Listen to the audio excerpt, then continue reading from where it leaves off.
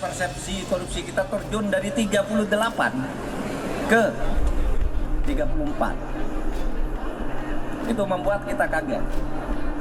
Korupsinya makin menjadi-jadi berarti. Konflik of interest di dalam jabatan-jabatan politik. Di DPR, itu terjadi transaksi-transaksi di balik meja. Mahkamah Agung, pengadilan bisa membeli perkara. Di pemerintah, di birokrasi sama.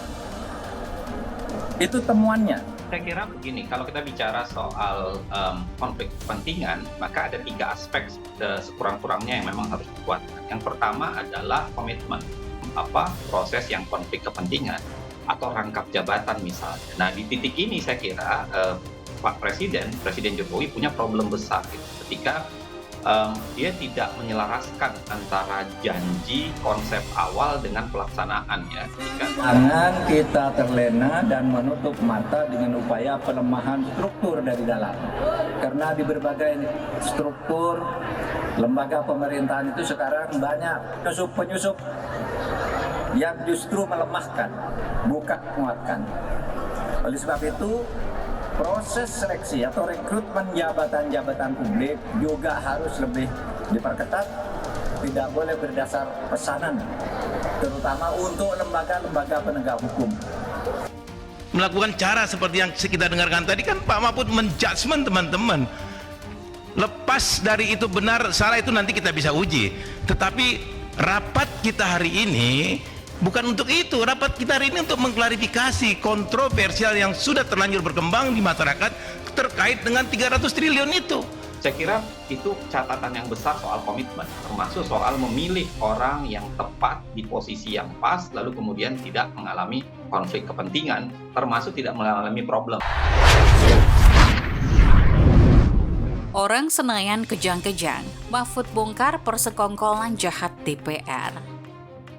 Nama Mahfud MD belakangan ini menjadi perbincangan. Bukan soal kepiawaian dalam berpolitiknya saja yang membuat dirinya dilirik untuk menjadi calon wakil presiden sana-sini, tapi soal keberanian dirinya mengungkap sarang penyamun yang berada di DPR.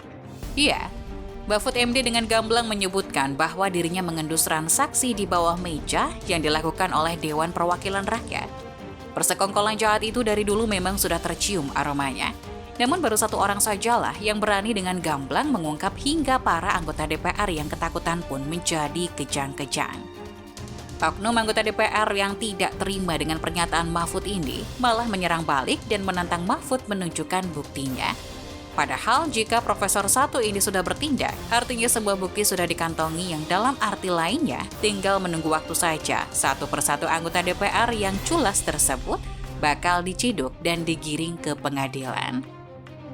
Isu krusial kembali disampaikan dengan lugas oleh Menteri Koordinator Bidang Politik, Hukum, dan Keamanan atau Menko Polhukam Mahfud MD.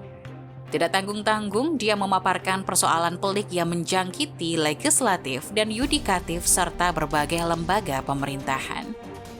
Problematika itu, kata Mahfud, adalah dugaan adanya persekongkolan pihak-pihak tertentu dengan cara menyusupkan orang-orang mereka di pemerintahan. Tujuannya adalah menggerogoti pemerintahan dengan mempengaruhi pembuatan kebijakan demi menguntungkan kelompok tertentu. Di berbagai struktur lembaga pemerintahan itu, sekarang banyak penyusup-penyusup yang justru melemahkan, bukan menguatkan. Kata Mahfud dalam sambutannya pada acara 23 tahun Komisi Pengawas Persaingan Usaha di Sarinah Tamrin, Jakarta Pusat, Minggu 11 Juni 2023. Jangan kita terlena menutup mata dengan upaya pelemahan struktur dari dalam, ujar dia. Mahfud tak menjelaskan lebih jauh mengenai penyusup yang dimaksudnya itu. Dia pun meminta agar proses seleksi atau rekrutmen jabatan-jabatan publik lebih diperketat. Tapi benar apa yang dikatakan Mahfud, selama ini pejabat tinggi telah menutup mata akan apa yang terjadi di dalam DPR. Bahkan ada yang melumrahkan hal-hal kebodohan tersebut. Tidak boleh berdasar pesanan, terutama untuk lembaga-lembaga penegak hukum, ucap Mahfud. Selain itu, Mahfud juga memaparkan salah satu faktor yang merupakan Indeks Persepsi Korupsi atau IPK pada 2022 turun menjadi 34. Indeks Persepsi Korupsi atau Corruption Perception Index Indonesia merosot 4 poin dari 38 pada 2021. Selain itu, peringkat Indonesia turun 14 tingkat dari 96 menjadi 110. Karena penasaran, Mahfud mengundang lembaga-lembaga internasional guna membahas turunnya IPK Indonesia. Kesimpulannya itu memang terjadi konflik of interest di dalam jabatan-jabatan politik, kata Mahfud. Di DPR, itu terjadi transaksi di balik meja. Mahkamah Agung, pengadilan bisa membeli perkara. Di pemerintah, di birokrasi sama. Itu temuannya, ujar Mahfud lagi. Mahfud dengan gamblang menekankan bahwa telah terjadi transaksi di bawah meja DPR, Mahkamah Agung hingga pengadilan bisa membeli perkara. Hal ini memang agaknya tidak begitu mengejutkan bagi kita, karena memang rasa kepercayaan rakyat terhadap DPR sangat rendah.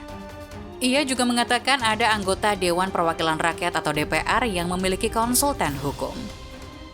Nanti kalau ada masalah, tolong dibantu itu, ini ngurus orang korupsi, bantu ini, dibawa ke pengadilan, pengadilannya kolusi lagi, sampai akhirnya hakim ditangkap, jaksa ditangkap, polisi ditangkap, dan seterusnya, tutur Mahfud. Mahfud meminta agar permasalahan seperti itu ditata kembali. Mahfud mengatakan, untuk menjadi negara maju, perekonomian Indonesia harus didukung oleh 3 dimensi utama, yakni membuat kebijakan yang berempati dan anti korupsi, pelaku usaha yang rajin berinovasi dan bersaing secara sehat, serta konsumen atau masyarakat yang dilindungi haknya untuk terus kritis. Mahfud menyebutkan bahwa 3 dimensi tersebut merupakan kumulatif atau tidak bisa dipilih salah satu saja. Pernyataan belak-belakan yang disampaikan oleh Menko Polhukam Mahfud MD soal transaksi bawah meja yang diduga dilakukan oleh para anggota DPR RI lantas menuai perdebatan. Pernyataan yang disampaikan di dalam HUT Komisi Pengawas Persaingan Usaha atau KPPU pada Minggu 11 Juni 2023 kemarin juga menyebutkan soal indeks persepsi Indonesia yang meluncur turun. Hal ini kemudian ditanggapi oleh Wakil Ketua Komisi 3 DPR Ahmad Sahroni. Wakil Ketua Komisi 3 DPR RI Ahmad Sahroni merespon tudingan Menteri Koordinator Bidang Politik, Hukum, dan Keamanan Mahfud MD soal transaksi di balik meja DPR.